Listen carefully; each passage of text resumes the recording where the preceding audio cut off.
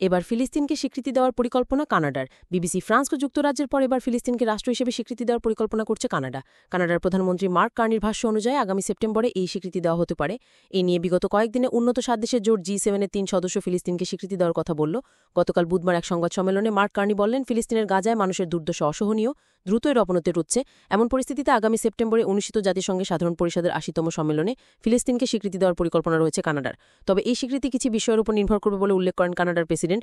সেগুলি হল ফিলিস্তিন কর্তৃপক্ষকে নিজেদের শাসন ব্যবস্থায় মৌলিক সংস্কার আনার, হামাসকে বাদ দিয়ে 2024 সালে সাধারণ নির্বাচন আয়োজন করার এবং এই ভূখণ্ডকে নিরস্ত্রীকরণের প্রতিশ্রুতি দিতে হবে।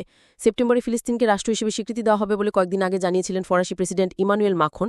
পরে ইসরায়েল কিছু শর্ত না মানলে ফিলিস্তিনকে স্বীকৃতি দেওয়ার কথা বলেন যুক্তরাজ্যের প্রধানমন্ত্রী কিয়ার স্টারমার। জাতিসংঘের 193টি সদস্য দেশের মধ্যে বর্তমানে প্রায় 150টি দেশে আনুষ্ঠানিকভাবে ফিলিস্তিনকে স্বীকৃতি দেয়।